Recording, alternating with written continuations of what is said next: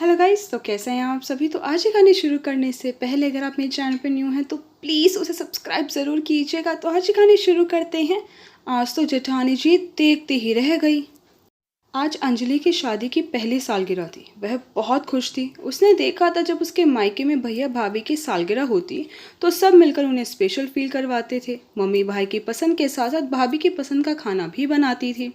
सब उन्हें surprise gift देते थे, केक कटवाते थे। उस दिन भाभी को घर के पूरे कामों से छुट्टी मिलती थी। बहू के लाड करने के लिए मम्मी उन्हें पहले दिन पार्लर भेज देती थी, मेहंदी लगवाती थी। मम्मी यह सोचती थी जो मुझे नहीं मिला वह मेरी बहू को ज़रूर मिलेगा। वह एक दिन भाभी का पूरे साल का एनर्जी डे होता था। भाभी भी सबके खास मौक़ों को स्पेशल बनाने की पूरी कोशिश करती थी। मैंने भी सोचा था कि शादी के बाद की पहली सालगिरह है, मुझे भी सरप्राइज गिफ्ट मिलेंगे, एक दिन घर के कामों से छुट्टी मिलेगी, सब लोग मुझे स्पेशल फील करवाएंगे। मैं सुबह होने का इंतज़ार कर रही थी। सुबह नहा धोकर बढ़िया सी साड़ी पहन मेकअप कर बाहर आई और सास और ससुर जी के पैर छूकर उनको प्रणाम किया। तो सासू माँ ने कहा, सदा सुहागन रहो, और कहने लगी, बहू आज तुम्हारी शादी की सालगिरह है तो मैंने तुम्हारी नंदों को बुला लिया है। बेटियों से ही तो घर की रौनक होती है। मैंने उनसे कहा था कि 4-5 बजे तक आ जाना। तो तुम शाम के लिए चाय पकोड़े की तैयारी कर लेना, बाकी नाश्ता बाजार से मंगवा लेंगे। और रात के खाने में मटर पनीर, छोले, दम आलू, चावल, रायता, बेडनी पूरी और खीर तो तुम दोपहर को ही बनाकर ठंडी होने के लिए फ्रिज में रख देना। छोटे जमाई जी को ठंडी खीर बड़ी पसंद है। और सलाद, अचार, पापड़ तो होगा ही। तो मैंने कहा, मम्मी जी आज रात का खाना होटल में खाने चलें।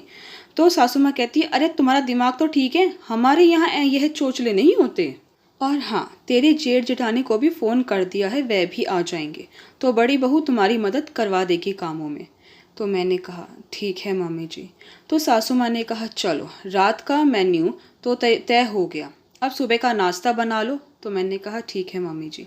फिर मैंने सबके लिए चाय नाश्ता बनाकर रसोई समेटी, फिर कपड़े धोकर दोपहर के खाने में लग गई। और साथ में छोले भी भिगो दिए, टमाटर पीस कर रख लिए, दही जमा दिया, पकोड़ों के लिए सब्जियां काट कर रख दी और भी थोड़ी थोड़ी तैयारियां करने लगी। दोपहर का खाना निपटा, कमरे में कमर सीधी करने चली गई तो इतने में ही सासू माँ की आवाज़ आ गई, बहू तेरी जेठानी आ गई। मैं उठकर बाहर गई, उन्हें प्रणाम कर उनके लिए चाय बनाकर लेकर आई। तो जेठानी जी ने पूछा, कैसी हो अंजलि। तो मैंने कहा, ठीक हूँ भाभी जी, भैया नहीं आए। तो भाभी जी बोली, नहीं वह शाम को ही आएंगे, चलो मैं तुम्हारे काम में मदद कर देती हूँ। तो मैंने कहा, नहीं आप बैठिए, मैं काम कर लूँगी। तो जेठानी जी कहती है, अरे दोनों बात करते करते काम करेंगे तो पता ही नहीं चलेगा कब काम पूरा हो जाएगा। इतने वह एक तरफ पकोड़े थोड़े से कम सिके निकाल लेती कि बाद में करारे कर लेंगे।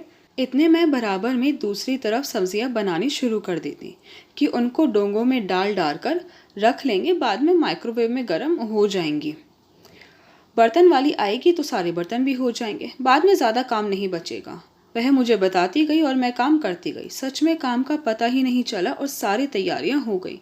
मैंने कहा, सच भाभी जी आपको तो रसोई की पूरी जानकारी है। तो जेठानी जी कहती हैं, कोई बात नहीं, तुम भी सीख जाओगी। जब इंसान पूरा दिन एक ही जगह बिताने लगता है तो उसे वहाँ की आदत हो ही जाती है। तुम्हारी तो पहली सालगिरह है, मेरी तो पूरी 8 आ चुकी हैं। इस बार जब आई तो तुम अपने मायके गई हुई थी। यहाँ तो सालगिरह हो या जन्मदिन, उनका मतलब पूरा दिन रसोई में बिताना होता है। अभी तुम्हारा मौका नहीं पड़ा, शुरू शुरू में तो तुम्हारे मायके में ही आना जाना तुम्हारा लगा रहा था। यहाँ तो नंदों का जन्मदिन हो या सालगिरह वह भी यहीं मनाई जाती है। यहाँ तो रसोई में ही जिंदगी पूरी हो जाती है बहुओं की।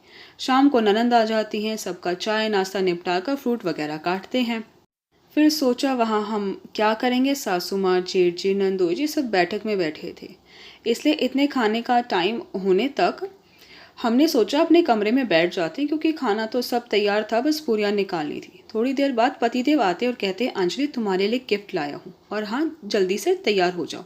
तो मैंने कहा, अभी खाना बनाना है, गर्मी में तैयार होकर क्या करूँगी।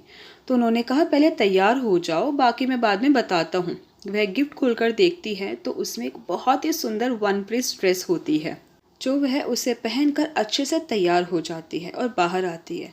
सब कहते हैं, चलो जल्दी जल्दी चलते हैं। तो मैंने कहा, पर खाना। तो सासू मैंने कहा, अरे कल खा लेंगे, जेठानी जी यह सब सुनकर हैरान होती है कि यह आज हो क्या रहा है।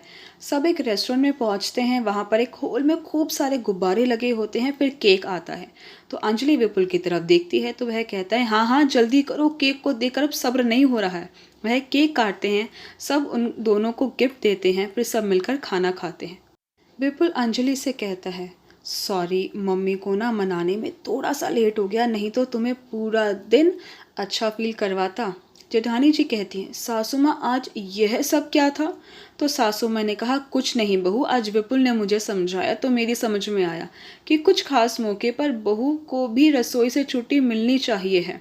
अगली बार तुम्हारा बर्थडे या सालगिरह पर भी इसी तरह ही सरप्राइज पार्टी करेंगे। तो जेठानी जी सोचती है, चलो देर आए दुरुस्त आए, देवरानी जी की वजह से ही सही, पर घर का माहौल तो बदला।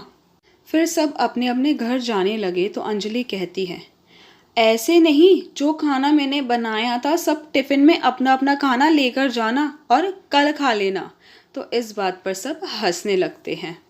आई होप गाइस कि आपको मेरी वीडियो पसंद आई। आपको मेरी वीडियो पसंद आई है तो प्लीज़ उसे लाइक ज़रूर कीजिएगा, शेयर कीजिएगा, मुझे कमेंट करके ज़रूर बताइएगा कि आपको मेरी वीडियो कैसी लगी।